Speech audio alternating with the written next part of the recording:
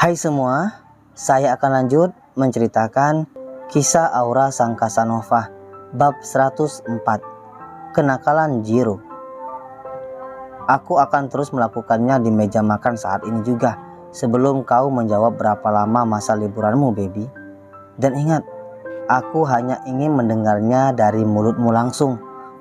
Ucap Jiro yang ternyata semua yang dia lakukan pada Kiara merupakan bentuk penekanan darinya agar Kiara patuh.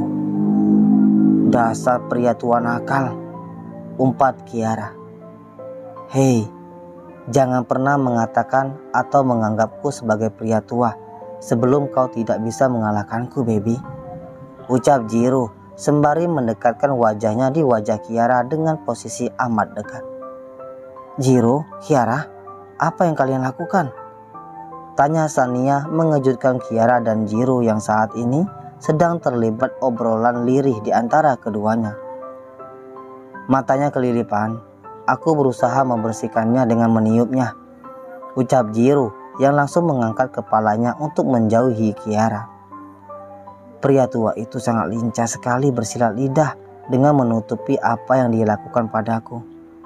Bisa-bisanya dia mengatakan pada Kak Sania jika meniup mataku yang kelilipan. Bukan mataku yang kelilipan, tapi matanya yang buta, tidak bisa melihat kehadiran Kak Sania, hingga masih saja berlaku sembrono dengan tangan nakalnya padaku, seperti tidak ada waktu lain aja. Omel Kiara di dalam hatinya sembari memasang wajah manyunnya. Oh, ini Kiara, minumlah air hangatnya. Kau akan lebih merasa baik, ucap Sania dengan menyodorkan segelas air hangat kepada Kiara. Terima kasih kak, jawab Kiara yang langsung merubah wajah manyunnya dengan senyum kepada Sania. Ketiganya lalu melanjutkan kembali makan malamnya.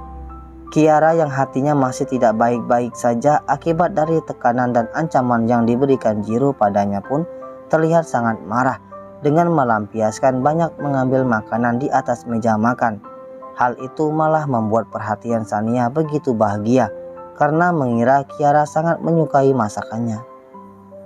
Pelan-pelan Kiara, aku bisa memasakkanmu lagi ketika nanti aku dan Jiro sudah menikah, ucap Sania dengan pedenya. Hah? Refleks Kiara dengan mulut penuh dengan daging bakar hanya bisa melongok merespon apa yang dikatakan oleh Sania. Iya, kita akan menjadi keluarga bahagia dengan aku yang akan sering memasak makanan kesukaanmu. Aku janji, ucap Sania lagi. Oh, iya kak, jawab Kiara. Ya, walau aku sering kali bermusuhan dan tidak suka dengan pria tua ini, tapi bukan berarti aku rela jika orang yang sudah mengobok-obok aku tiap malam diambil wanita lain kak. Maaf banget, aku masih tetap ingin melihat Jiro menjadikanku wanita seperti yang sudah dia janjikan, batin Kiara. Jiro, kau mau kemana?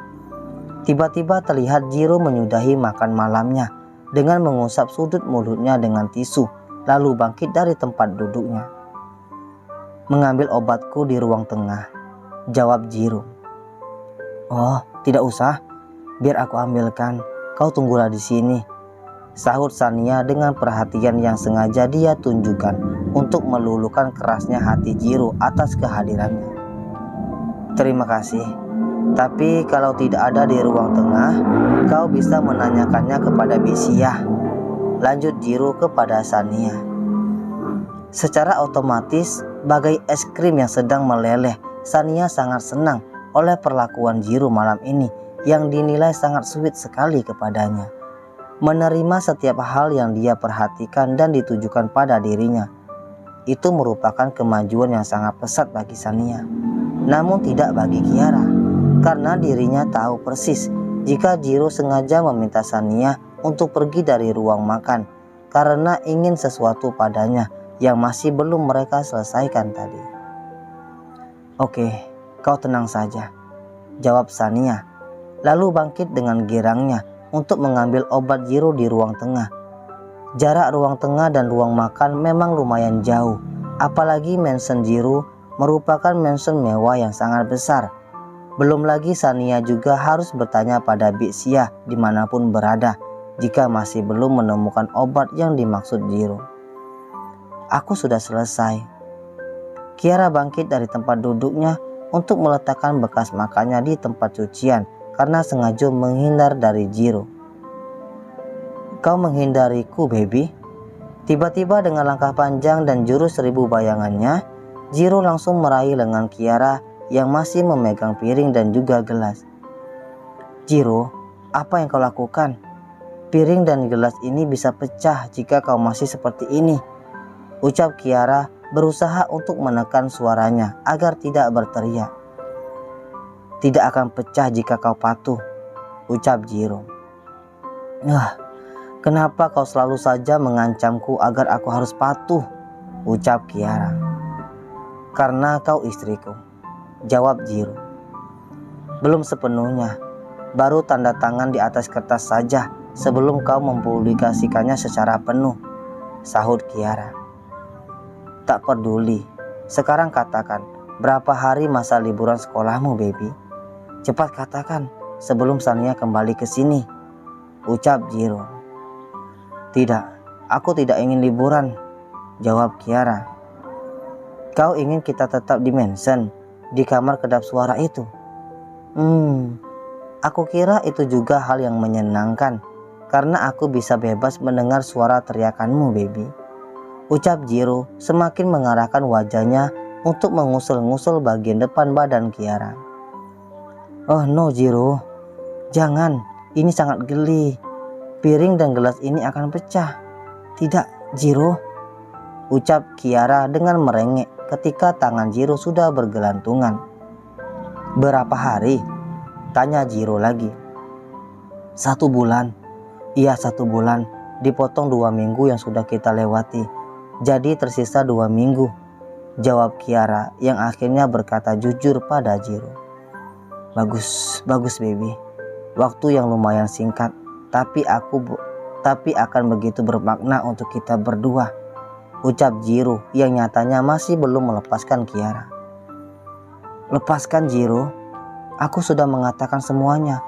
Sekarang lepaskan aku, atau Kak Sania akan melihat kita dan hancurlah rencanamu, ucap Kiara berusaha menasehati Jiro yang masih bergelentongan pada dirinya. Dia belum akan kembali ke sini dalam waktu dekat, karena obat itu tidak ada di ruang tengah maupun pada Bik Sia, ucap Jiro. Maksudmu? Tanya Kiara dengan menjauhkan wajah Jiro pada badannya. Obat itu ada di kamarku, jawab Jiro dengan senyuman liciknya. Kau tahu, Jiro, kau itu pria tua yang sangat licik. Kelicikanmu bahkan seperti wanita ular. Tapi sayangnya kau ini adalah seorang pria, ucap Kiara. Sudah aku katakan, aku belum tua, baby, sela Jiro dengan suara sangat serak.